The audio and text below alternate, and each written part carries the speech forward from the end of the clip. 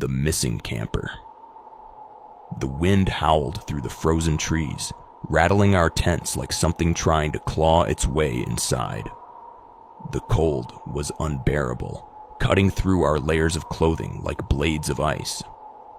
We were 5, me, Ryan, Lucas, Jake, and Tom, college friends who thought winter camping in the mountains would be an adventure.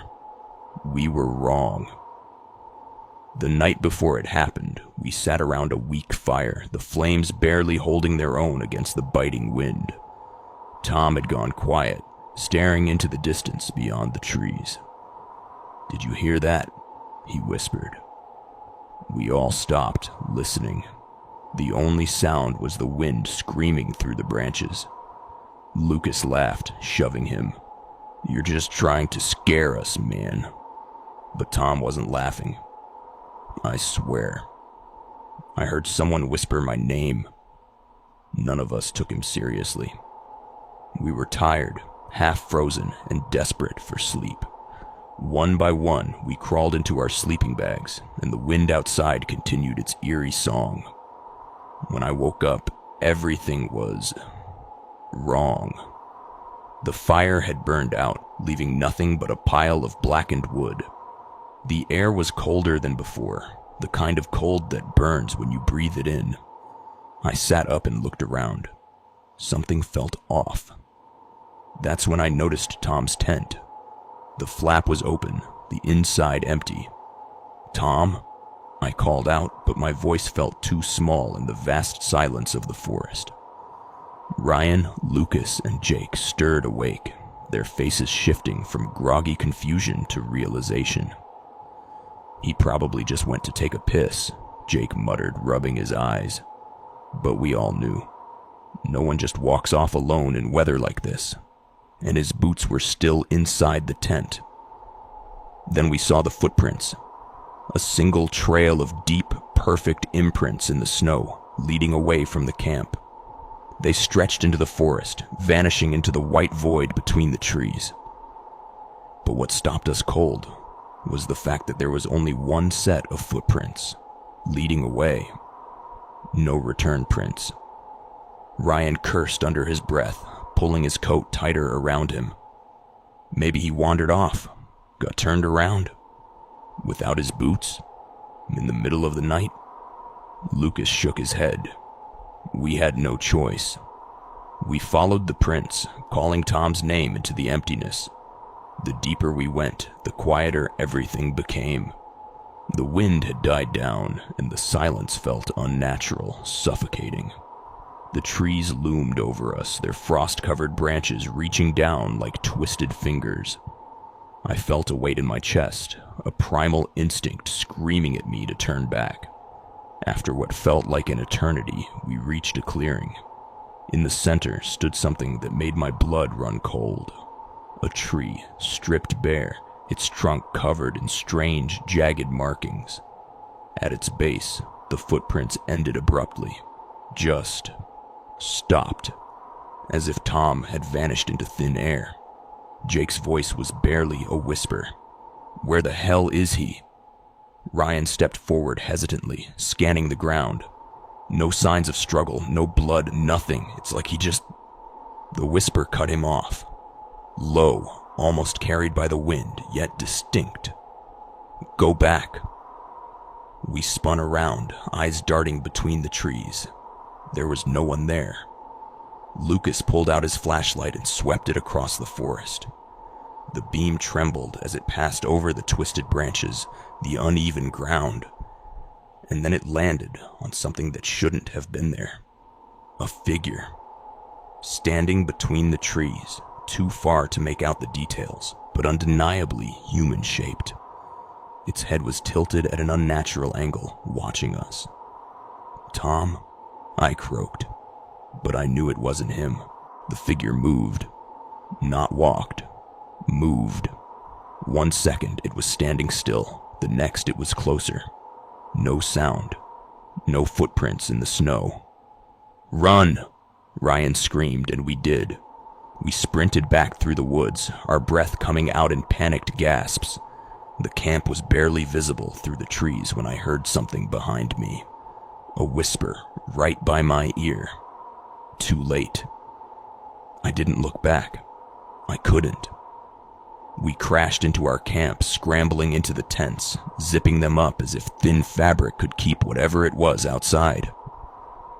The next few hours were hell. We sat, huddled together, weapons in hand, knives, hatchets, anything that could give us a chance. But the thing never came. Morning arrived in a haze of exhaustion and terror. The forest was quiet, painfully normal, but Tom was still missing. We packed up in record time, abandoning everything we couldn't carry. We needed to get back to civilization, to people. As we reached the main trail, Lucas let out a sharp breath. "Guys, look." We turned. There, in the snow just a few feet away, another set of footprints had appeared. Not Tom's. They were larger, deeper, and they circled our entire campsite. Someone, something had been standing there all night, watching us. We never found Tom. The search teams never found any trace of him either. No tracks, no signs of a struggle, nothing. It was like he had never existed. But we know what we saw. And sometimes, in the dead of winter, when the wind howls through the trees, I swear I can still hear that whisper. Go back. Story number 2. Whispers in the Blizzard. The storm came faster than we expected.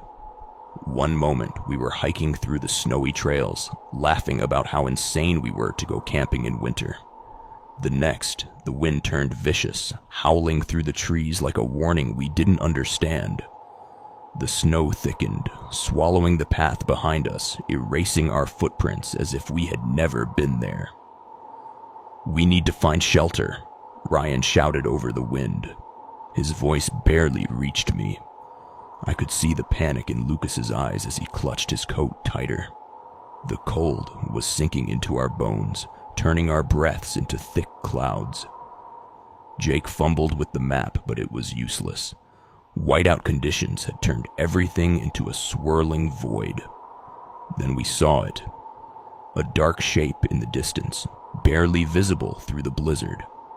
A cabin. We moved fast, stumbling through the knee-deep snow until we reached the door. It was old, the wood warped with age, the handle cold as ice. Jake shoved it open, and we spilled inside, gasping, shaking, our clothes stiff from the frost. The door slammed shut behind us on its own, rattling in the wind. Inside, the air was stale, the kind of heavy stillness that presses against your skin. A fireplace sat in the corner, long dead, its ashes frozen solid. Dust covered every surface. A single table stood in the middle of the room, surrounded by 4 mismatched chairs. An old, rusted lantern sat on top. But there was no sign of anyone.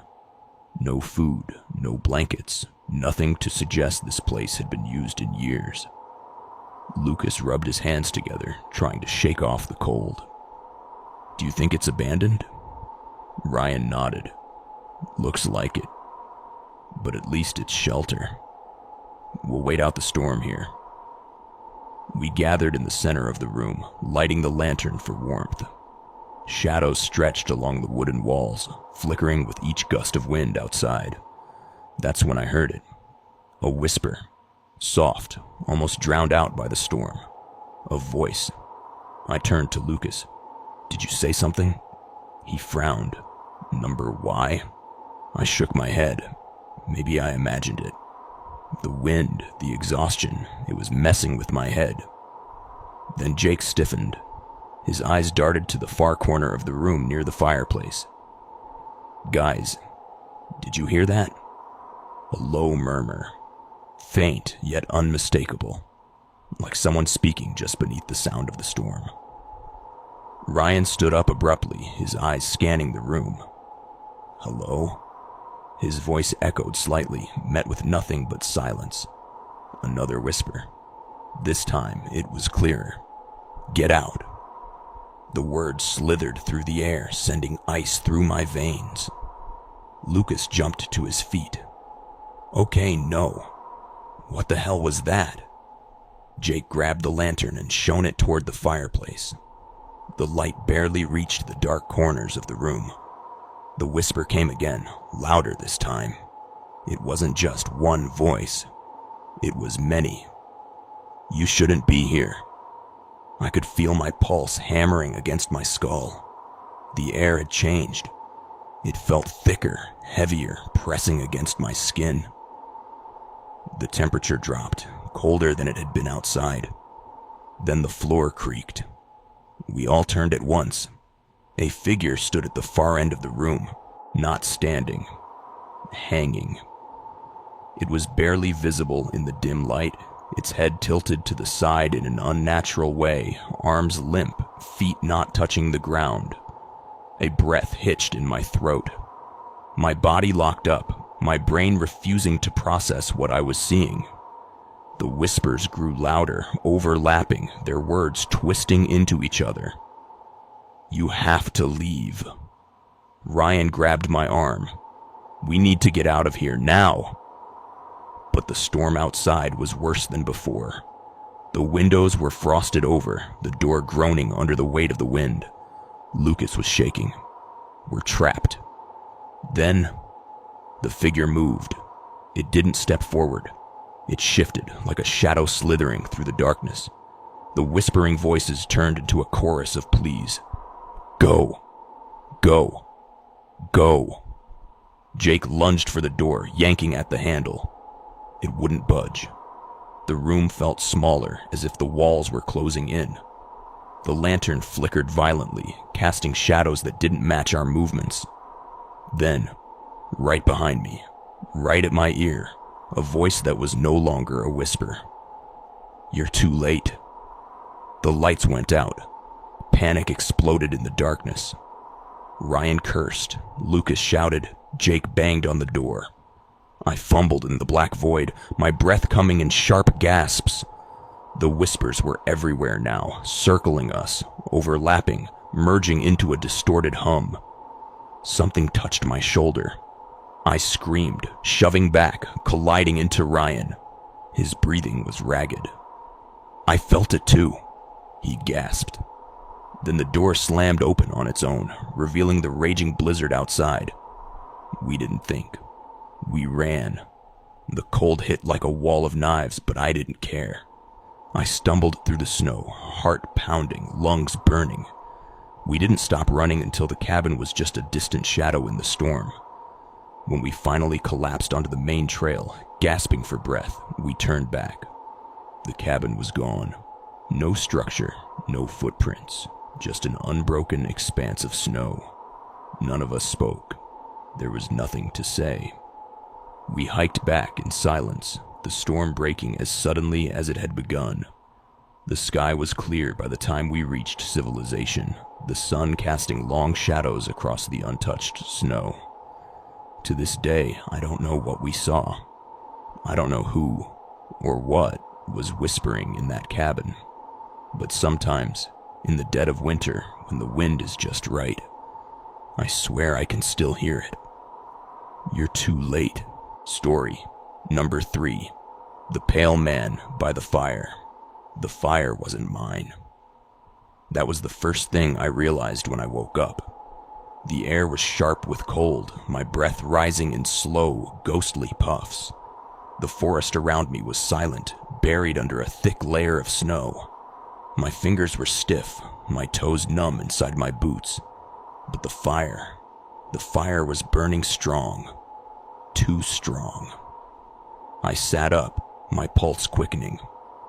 When I went to sleep, my fire had been weak, barely enough to keep me warm through the night. But now, it roared, crackling and spitting embers into the darkness.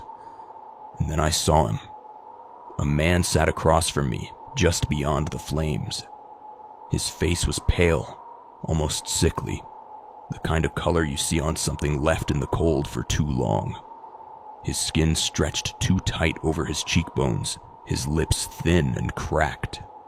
He wore a tattered coat, the kind people wore decades ago, the fabric stiff with ice. His hands, bony and long, rested on his knees as he stared at me, unblinking. "You're late," he said. My stomach nodded.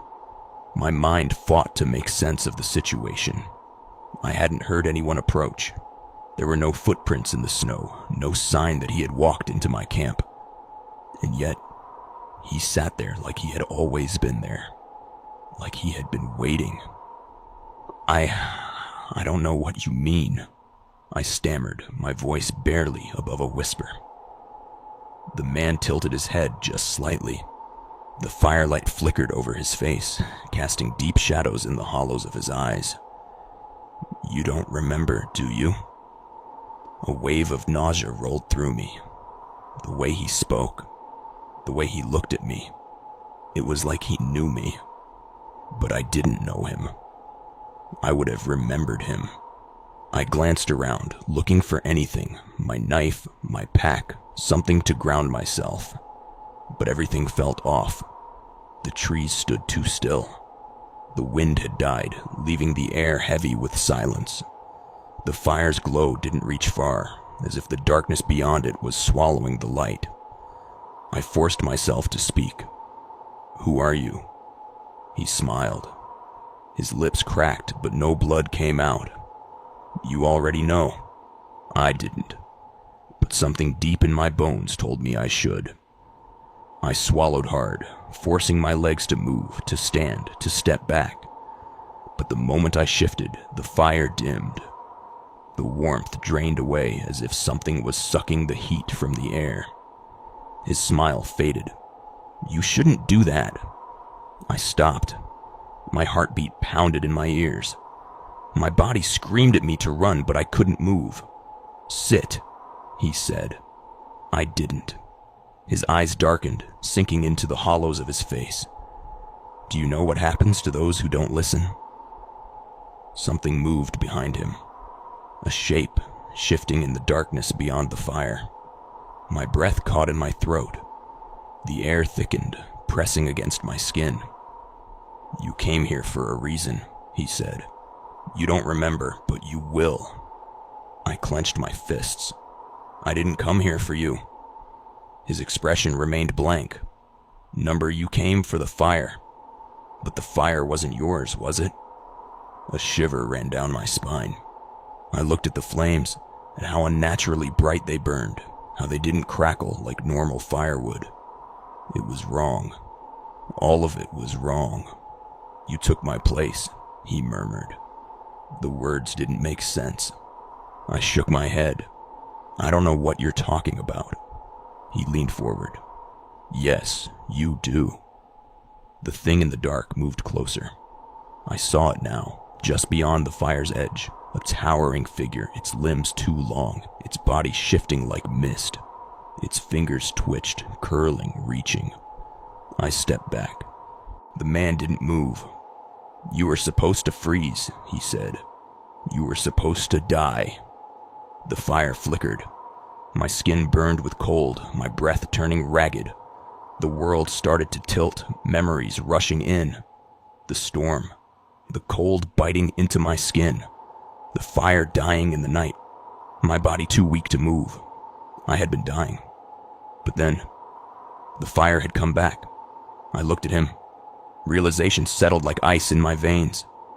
"You were here before me." He nodded slowly. "And now I'm not." The darkness behind him pulsed. The thing moved again, shifting closer, its breath a deep, hollow rasp. I understood now. The fire wasn't mine. It had been his. I stole his place. The cold seeped into my bones, deeper, harsher. The fire dimmed again. The man stood. The thing behind him loomed closer, hungry. I couldn't breathe. "What happens now?" His lips curled, just slightly. "A trade." The fire roared back to life. The heat rushed through me, burning away the cold.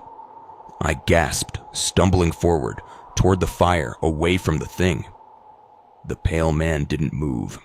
The creature's fingers curled around his shoulders. He didn't fight it, didn't scream. He just watched me, eyes hollow, mouth barely parting as the darkness swallowed him whole. The fire crackled. The cold faded. I was alone. The next morning, I found footprints circling my campsite. Not mine. I didn't stay to see what would happen when night fell again. Story number 4. The Hunter's Cabin. The storm was getting worse. The wind howled through the trees, dragging thick curtains of snow across the path, erasing our footprints before we could take another step. The temperature had dropped so fast that even with our winter gear, the cold gnawed at our bones, slowing us down. Ryan kept checking the map, but it was useless. Nothing but white surrounded us. "We need to find shelter," Lucas muttered, his breath coming out in jagged clouds. That's when we saw it. A cabin, barely visible through the dense snowfall. It sat at the edge of the forest, old and weathered, its roof sagging under the weight of ice. A single window, frosted over, glowed faintly in the dark. Jake was the first to move. "We don't have a choice," he said. "We either freeze or take our chances in there." The door was heavy, the wood swollen from years of neglect. I pushed against it, and it groaned open with an awful creak. Inside, the air was stale, thick with the scent of dust and something else, something rotting. A fireplace sat in the corner, its embers long dead. Animal heads were mounted along the walls, their glassy eyes dull, their fur covered in frost. "Looks abandoned," Ryan muttered, stepping inside and rubbing his hands together. Lucas shined his flashlight across the room. A wooden table stood in the center, scratched and worn. A single chair was pulled away from it, as if someone had just been sitting there. The worst part was the walls, covered in carvings. Crude, jagged symbols etched deep into the wood.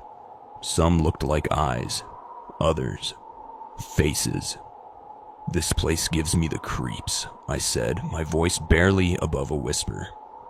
Jake shrugged off his pack and threw himself onto an old couch, sending up a cloud of dust. "Creepy or not, it's warm." That was the last moment I felt safe. The first sign that something was wrong came an hour later. We had managed to get a small fire going, warming our frozen limbs. The wind outside had gotten worse, rattling the windows like something was trying to get in. That's when we heard it. A slow, rhythmic scraping. We all froze. The sound was coming from inside the cabin. I turned, my flashlight sweeping across the room. The noise had stopped. Lucas glanced at me, his face pale. "Did that come from—" The scraping returned. This time, louder. It was coming from the walls. Ryan stepped forward hesitantly, running his fingers over the carvings. His face twisted in confusion. These weren't this deep before. A gust of wind slammed against the cabin, shaking the walls. The fire flickered violently, almost dying out. In the dim light, the carvings looked different, deeper, sharper. Some had changed entirely, shifting into shapes that looked almost human. Then something knocked from inside the wall. I stumbled back. What the hell was that? No one answered. We stood there breathing heavily, the silence stretching until Lucas whispered, "We need to go." Jake grabbed his pack. "Screw this. We'll find another way out of this storm." He barely made it to the door before the wind slammed it shut in his face. Ryan grabbed the handle and yanked. It didn't budge. He tried again, harder. The door wouldn't move. It was as if something on the other side was holding it shut. Then we heard footsteps. Not outside. Above us.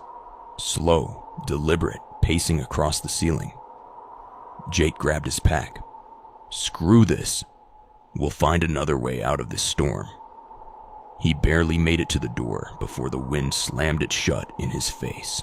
Ryan grabbed the handle and yanked. It didn't budge. He tried again, harder. The door wouldn't move. It was as if something on the other side was holding it shut. Then we heard footsteps, not outside, above us, slow, deliberate pacing across the ceiling. My breath hitched in my throat. No one spoke. No one moved. The only sound was the steady, measured steps overhead. Then they stopped, right above where I stood. A whisper brushed against my ear. "You're in my seat." I bolted away, my heart slamming against my ribs. The fire flared up suddenly, casting sharp shadows across the walls.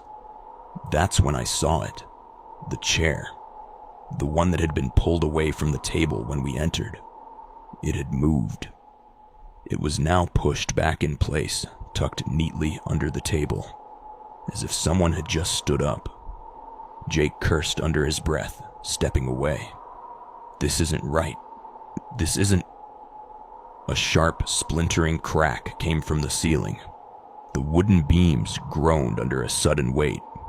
The footsteps started again, faster this time, circling above us. Something was in here with us. Lucas fumbled for his flashlight, pointing it at the ceiling. A stain had formed, dark and wet, spreading across the wood. A drop landed on the table. It was red. A low creaking noise filled the room. The mounted animal heads on the walls turned, all at once, their dead eyes locking onto us. The air grew thick, suffocating. Then the whisper returned. "You shouldn't be here."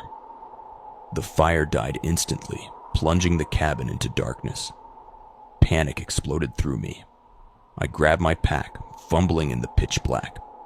I could hear the others moving, breathing heavily, trying to find the door. Then the chair scraped across the floor. Something moved beside me. A hand, cold, bony, brushed against my arm. I screamed. The others must have felt it too, because suddenly everyone was shouting, scrambling, pounding on the door. The footsteps overhead thundered, growing erratic, circling, moving faster and faster until the door flew open. The storm howled, but we didn't hesitate. We ran. Snow stung my face, my legs burned, but I didn't stop. None of us did. We didn't look back. We just ran as fast as we could, as far as we could, until the cabin was lost in the blizzard. We found the road by sheer luck. A ranger spotted us the next morning, half frozen, delirious. When we told him about the cabin, his face darkened. "There hasn't been a cabin up there for years," he said. "Burned down in a fire back in the 60s. Hunter went crazy. Said something was living in the walls." I wanted to tell him he was wrong, that we had been inside it. But when we went back, there was nothing there. Just an empty clearing, the snow untouched. But sometimes, when I close my eyes, I still hear it. That whisper. You were in my seat. Story number 5. The woman in the window. I woke up to a woman screaming. The sound cut through the howling wind, distant but sharp, carried by the icy air. My body tensed as I sat up in my tent, my breath visible in the freezing night. The forest around me was dead silent, the snow-covered trees standing like frozen shadows. For a moment, I thought I had imagined it. Then I heard it again. A blood-curdling scream somewhere deep in the woods. I fumbled for my flashlight, my heart pounding. My first thought was that someone was in trouble, maybe lost in the storm. I unzipped my tent and stepped out into the bitter cold. My boots crunched in the snow as I turned, scanning the darkness. The sound had come from deeper in the forest, past the trail I had taken earlier. The smart thing would have been to stay put, to wait until morning. But another scream shattered the silence, this time closer. I had to go. I grabbed my coat, my flashlight, and my knife, just in case. The snow was deeper than I expected, slowing me down as I trudged through the trees. The wind carried strange sounds, whispers that could have been the storm, or something else. Then, through the thick snowfall, I saw it. A house. It stood alone in the clearing, its roof weighed down with years of snow, its windows dark and empty. It didn't belong there. There were no roads leading to it, no tracks in the snow, nothing to suggest anyone had been living in it for a long time.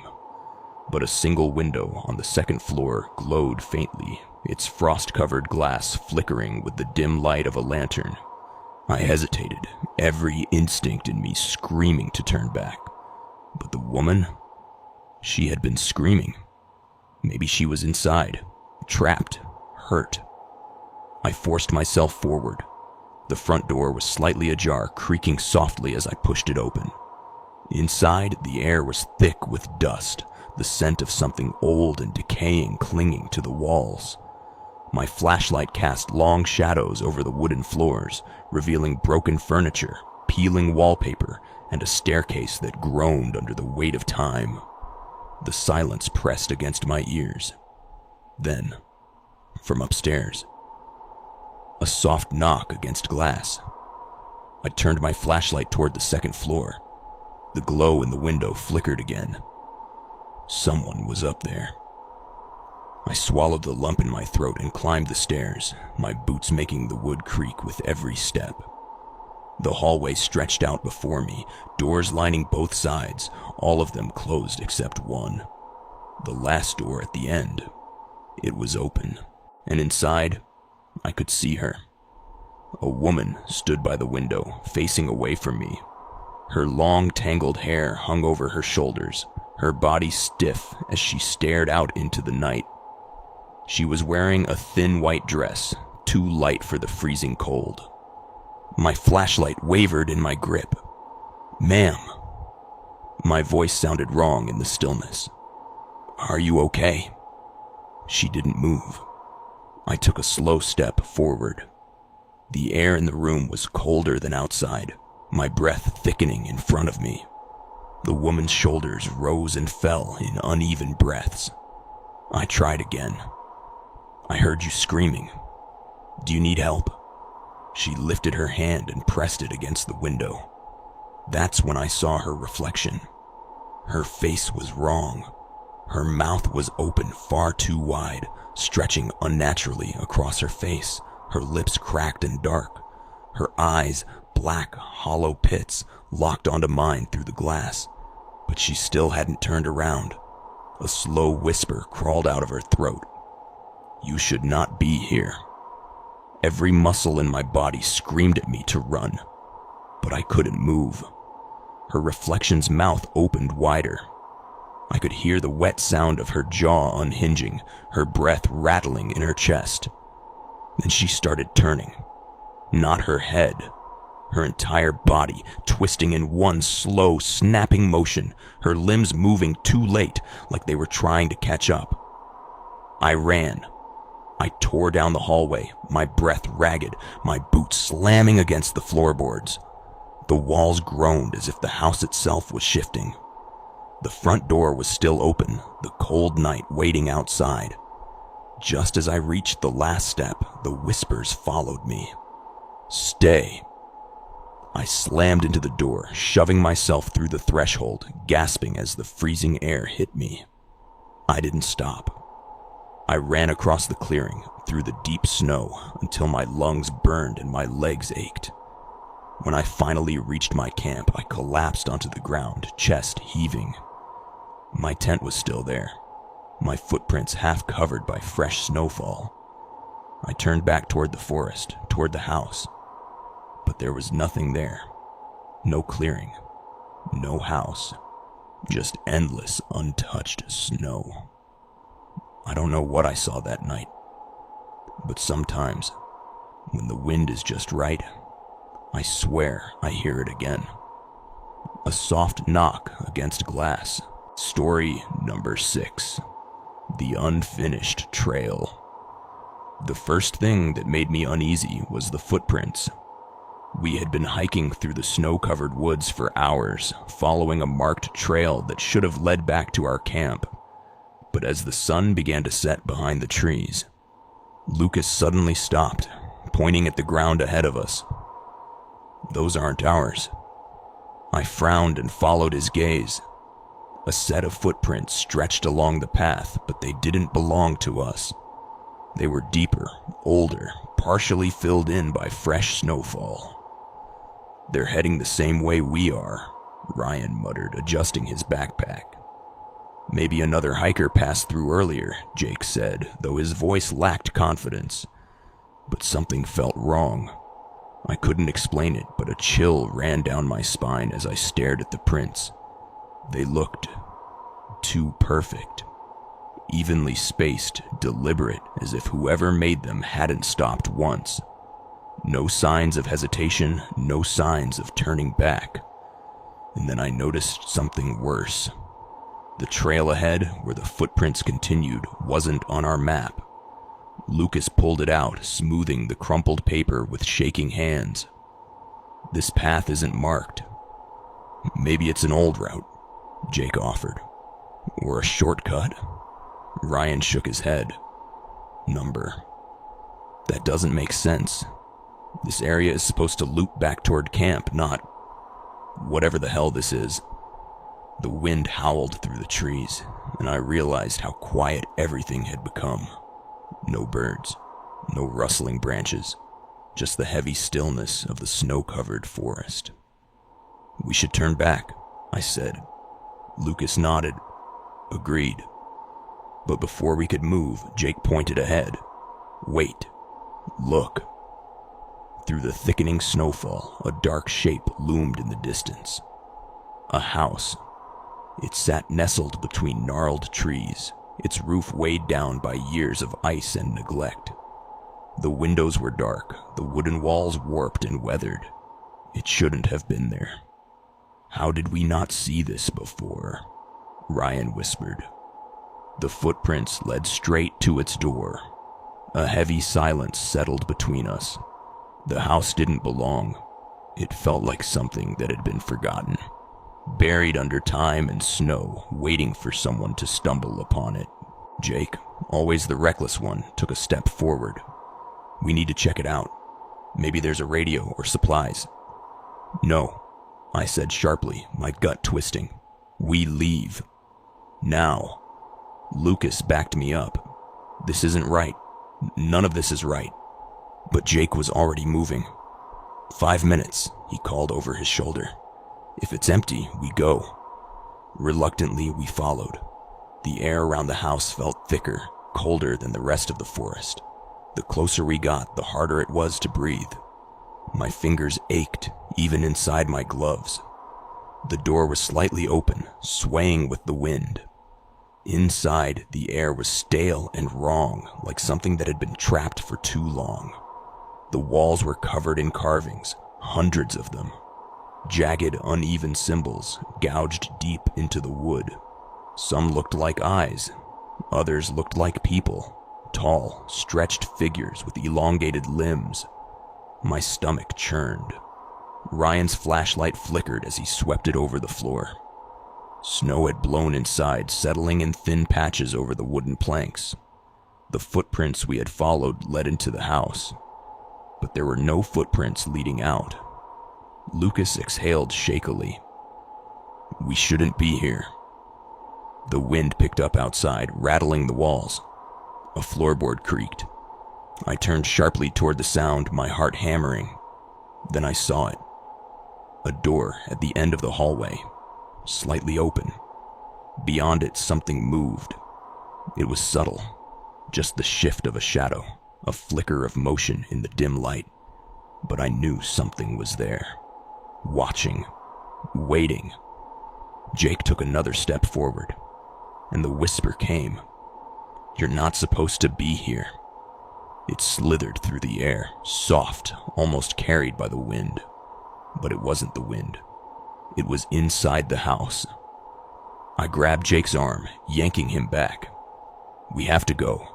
Now." Ryan was already moving, shoving Lucas toward the door. The house seemed smaller now, the walls pressing in. The carvings on the walls looked deeper, as if they had been freshly carved while we stood there.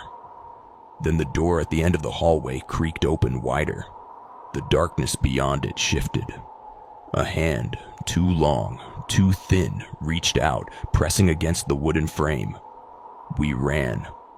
Snow blasted into my face as we burst outside, our boots sinking deep as we sprinted away from the house. The wind screamed through the trees, the cold burning my lungs. I didn't look back.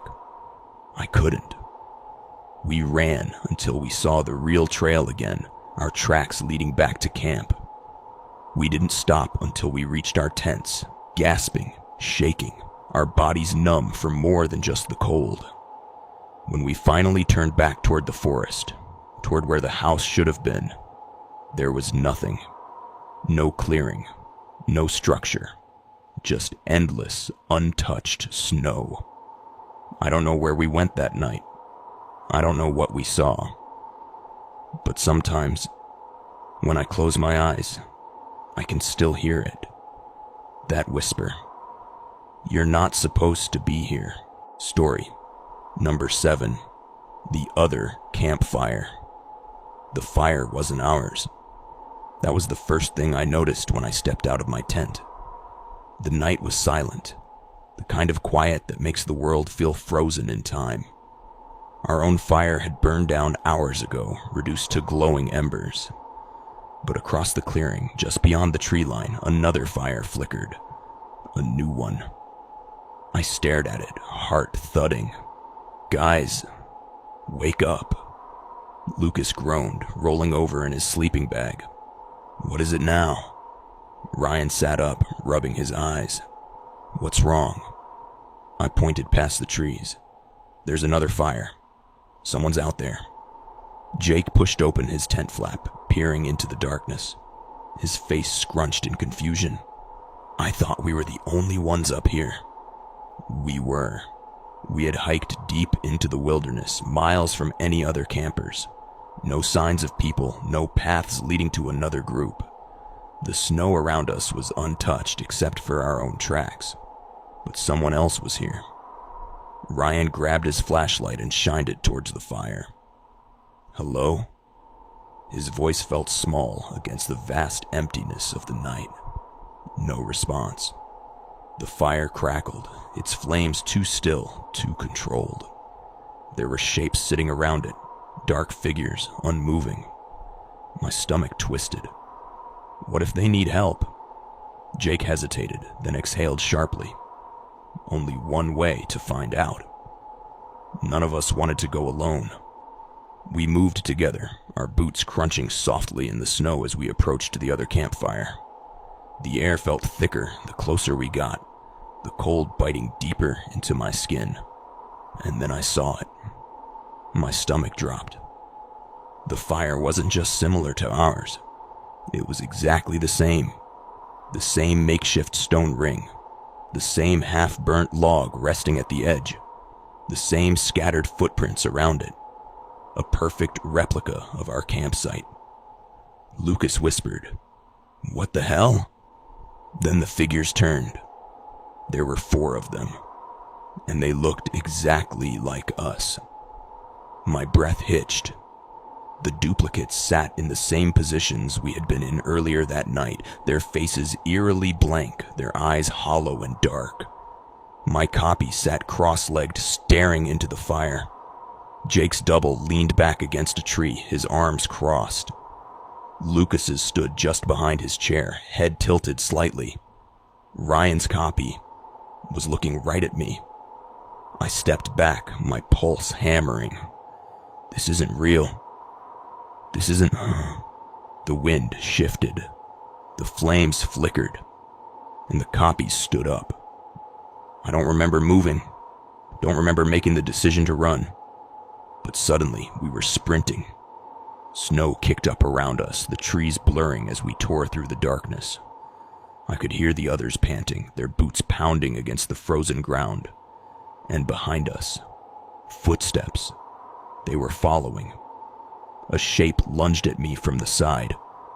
I caught a glimpse of my own face, expressionless, empty, before I shoved it away, its body unnaturally light. It didn't make a sound when it hit the ground. Ryan yelled, "The tents! Go!" We stumbled into our camp, breathless, slamming into our tents. I spun around, flashlight trembling in my grip. The other fire was gone. No footprints, no signs of movement, nothing. Jake doubled over, gasping. "That wasn't real. Tell me that wasn't real." None of us answered. The wind howled through the trees, whispering something I couldn't understand. I barely slept that night, my mind replaying the sight of my own face staring back at me. By morning, the snow had covered any evidence that anything had been there. But I know what we saw. And sometimes, when the fire burns too low, I swear I see them again, just beyond the tree line, waiting. Story number 8. The Shadow in the Snow. The first time I saw it, I thought my eyes were playing tricks on me. The snow stretched out in an endless white blanket, undisturbed except for my own footprints leading back to my tent. The air was still, heavy with silence, the kind that makes the world feel abandoned. I had woken up before dawn, stepping out to relieve myself when I noticed it. A shadow, not mine. It was imprinted in the snow, a dark, human-shaped stain without a source. I stood frozen, my breath fogging in front of me. The early morning light was dim, but there was no mistaking it. Someone had been standing there. But there were no footprints leading to or away from it. Just the shadow. A trick of the light, I told myself. The snow was uneven, the rising sun playing tricks on my tired mind. I shook it off, heading back into my tent. But I didn't sleep after that. By the time the others woke up, the shadow had faded, covered by fresh snowfall. I almost convinced myself I had imagined it. Until that night. The wind had picked up, rattling the branches, the cold seeping through our layers despite the fire burning strong. We sat close, eating quietly, exhaustion settling in from the long hike. Then Lucas frowned, staring past the flames. "Do you see that?" I turned, following his gaze. There, just beyond the reach of our firelight, was another shadow. Not a person, just a shadow imprinted in the snow. Ryan stood, grabbing his flashlight. The beam cut through the darkness, but the moment the light touched it, it moved. Not like something walking away. It just shifted like a mirage, flickering in and out of existence. Then it was gone. Lucas let out a sharp breath. "Tell me you saw that." None of us spoke. The fire crackled, the only sound in the suffocating silence. Jake exhaled shakily. That was weird. But it's probably nothing. None of us believed that. We stayed up late, taking turns watching the woods, but the shadows didn't return. Not that night. The next morning, everything seemed normal again. We packed up and moved deeper into the mountains, trying to push the unease from our minds. But no matter how far we hiked, I couldn't shake the feeling that we were being followed. Not by something I could see, but by something that was always there. The third night, I woke up to the sound of footsteps. Software crunching against the snow. I lay frozen in my sleeping bag, my heart hammering in my chest. The wind had died down, making the footsteps even clearer, circling the tents. I reached for my flashlight with shaking fingers, then stopped. Through the thin fabric of my tent, I saw a shadow. Not a person, just the shadow. It didn't move, just stood there, dark and formless, waiting. I clenched my jaw, forcing myself to breathe. My hand tightened around the flashlight. 1, 2, 3. I unzipped the tent and shined the light outside. Nothing, just the empty snow. No footprints, no marks, no shadow. The next morning, I told the others. Lucas's face was pale. "I saw it too," he admitted. "I thought I was dreaming." Ryan didn't say anything. He just packed up faster than usual. by the fourth night, the shadows weren't just appearing in the snow. They were appearing inside our camp. The fire had burned low, casting long, flickering shapes across the ground. We sat in silence, barely speaking, the unease growing thicker with each passing hour. Then I noticed it, a shadow by the fire, too close. It stretched along the ground between us, unmoving. I swallowed hard. "Who's casting that?" Jake frowned. "What are you talking about?" "The shadow, right there." He followed my gaze. His face went pale. The fire flickered and the shadow twitched. Ryan grabbed his pack. "We're leaving. Now." Lucas didn't argue. None of us did. We grabbed our gear in a panic, shoving everything into our bags as fast as we could. The shadows moved now, flickering in and out, shifting without reason. The fire dimmed with every second. As I turned to grab my last bag, I saw a shape standing at the edge of the camp. Tall, still, featureless. Not a person, just a shadow standing upright, watching. I didn't stop running until the sun rose. When we finally made it back to the base of the mountain, we checked the snow behind us. There were no footprints, but there were shadows. Waiting. Story number 9. The Frozen Face. The first time I saw it, I thought it was a trick of the light. The lake stretched out before me, frozen solid, its surface smooth and glassy beneath the winter moon. The others were still setting up camp, laughing and talking behind me. But I had wandered closer to the ice, drawn by something I couldn't quite explain. Then I saw it. A face beneath the ice. Mouth open in a silent scream, eyes wide, frozen in horror. The features were sharp, clear, too detailed to be a trick of my imagination.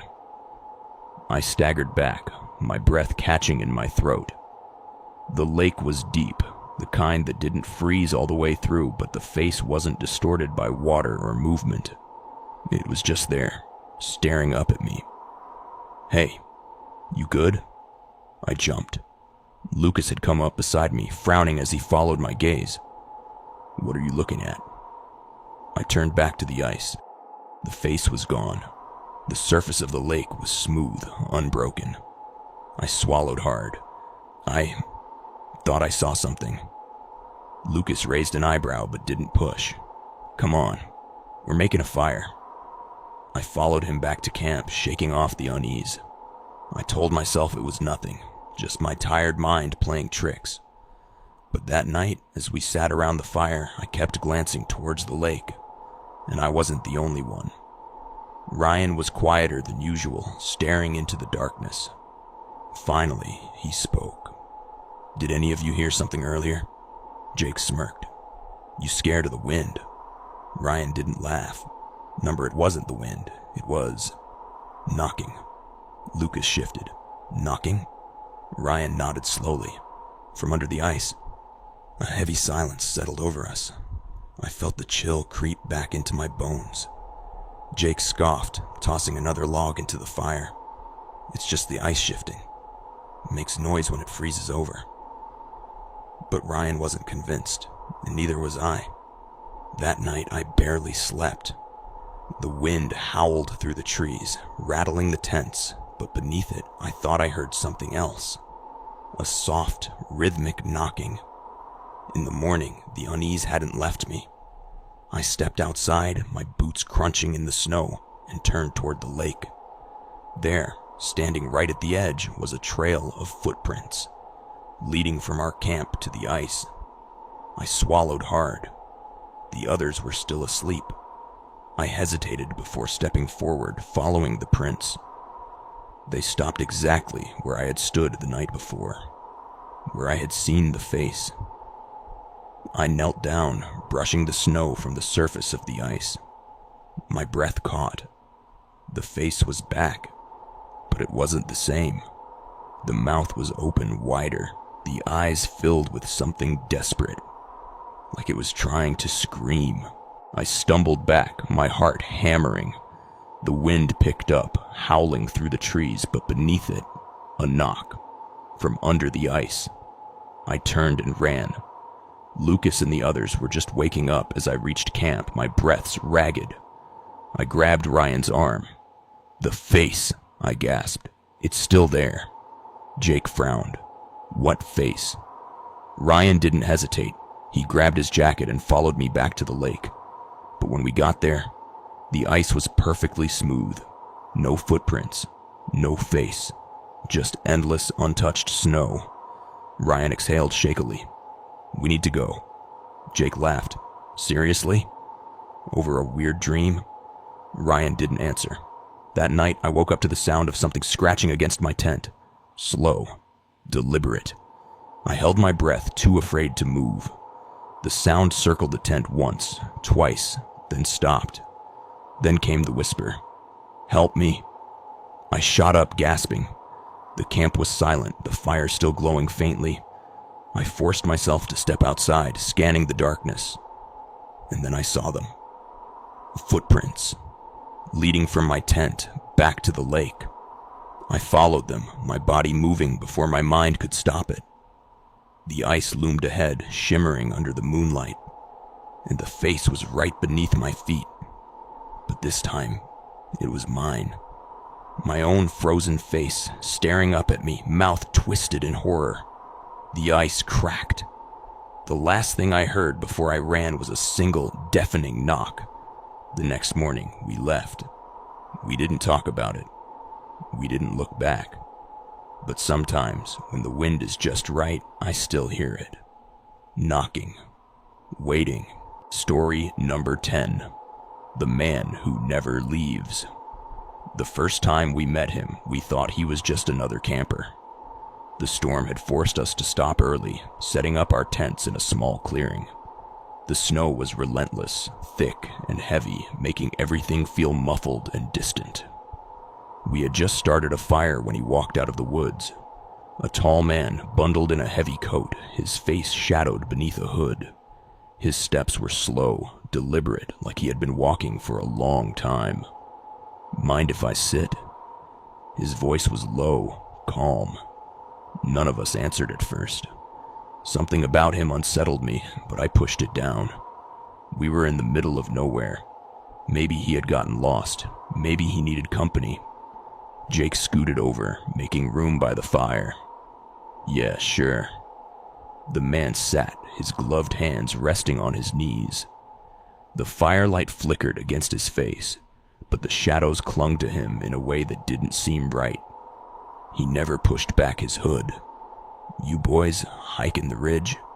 Ryan nodded. "Yeah. Got caught in the storm, though." The man let out a slow breath. "Storms up here last longer than you think." Something about the way he said it made my stomach twist.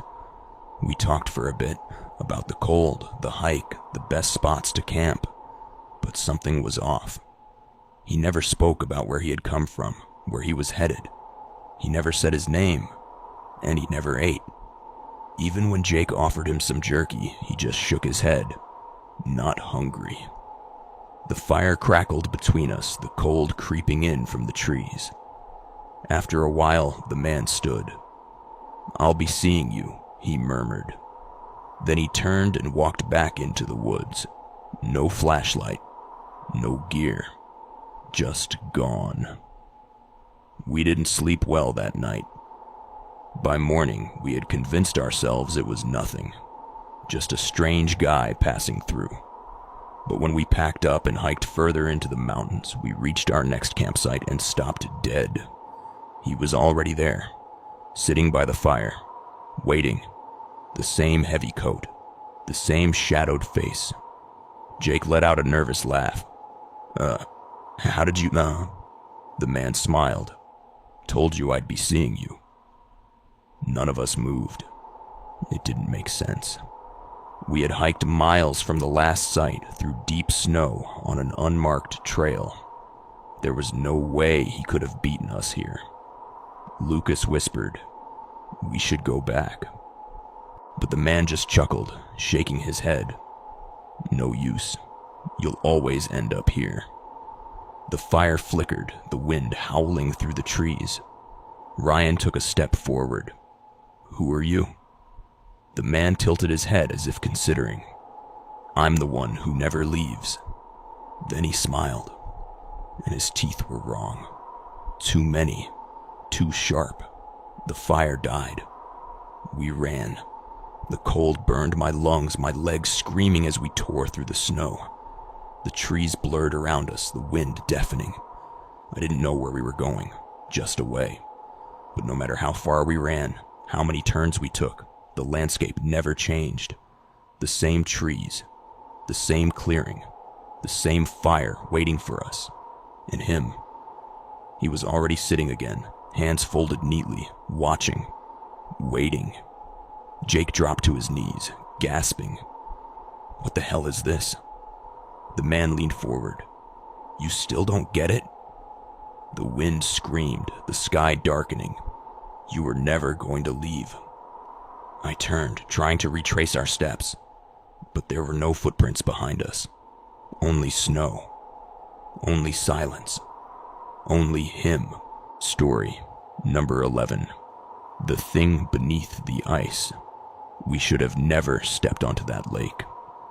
The ice stretched wide and smooth beneath the pale winter moon, an endless sheet of white and blue reflecting the darkness above. It looked solid, untouched, a perfect frozen mirror. But something about it made my stomach turn. Jake was the first to suggest it. Bet none of you have the guts to walk to the middle. Lucas scoffed, shoving his hands in his pockets. You're an idiot. Ryan grinned. Come on, it's solid, we'll be fine. I didn't want to go. I wanted to tell them something was wrong, but I didn't. I just swallowed my unease and stepped onto the ice with the others. It felt sturdy at first, the cold biting through my boots. We took careful steps, listening for any crack, any shift beneath us. The lake was vast, stretching so far into the trees that the other side was swallowed by darkness. Then Jake stopped. Did you hear that? We froze. A sound, a deep, hollow knock. It came from beneath us. Lucas laughed nervously. It's just the ice settling. Then it happened again. Knock, knock, knock. The sound was slow, deliberate, not the random groan of shifting ice. It was rhythmic, like something was knocking to be let out. Ryan whispered, "Let's get off this thing." We turned, stepping back toward shore. The ice shuddered beneath our feet. Then a shadow moved beneath us. A dark shape, deep under the ice, drifting below our feet. Jake cursed, stumbling backward. What the hell is that? We all saw it now. Something huge, shifting beneath the surface. The ice was thick, but the shadow was clearer than it should have been, like it was just inches away. And it was following us. I felt my breath hitch as the shadow grew larger. It wasn't swimming. It wasn't moving like something alive. It was rising. I ran. The others weren't far behind. Our boots skidded on the ice, breaths coming out in sharp gasps. The knocking turned into pounding, heavy and urgent, as if something massive was slamming against the ice from below. I didn't dare look down. We were halfway to shore when we heard it. A crack. Not a small one. Not a splintering whisper. A deep, deafening crack that split the night. Jake screamed. I turned in time to see him disappear. The ice beneath him had given way, swallowed him whole into the black water. For a second, there was nothing. Just the hole in the ice, jagged and gaping. Then, his hand shot up, clawing at the edge. He was struggling, gasping, his breath ragged and panicked. "Pull me up!" Ryan lunged forward, grabbing one of Jake's arms, but his eyes suddenly widened in horror. "Something's..." Jake screamed. Something pulled him down. I saw it. A hand, not human, wrapped around his ankle. long, gnarled fingers with skin like wet stone dragging him into the dark. He thrashed, kicking, but it yanked harder. Then he was gone. The ice sealed over. No ripples, no air bubbles, just smooth, untouched ice. We ran. We didn't stop until we were back at camp, shaking, gasping, our bodies burning with cold and fear. No one spoke. No one moved. At dawn, we went back. The ice was perfect. No cracks. No signs of a struggle. No sign that Jake had ever been there. But when I knelt down and pressed my hand to the surface, I felt it. A slow, rhythmic knock from beneath. If you made it this far, you're one of the brave ones. But tell me, have you ever experienced something unexplainable? A moment that sent chills down your spine? Share your horror stories in the comments below. And if you enjoyed this, don't forget to like the video, subscribe to the channel, and hit the bell icon so you never miss a story that keeps you up at night.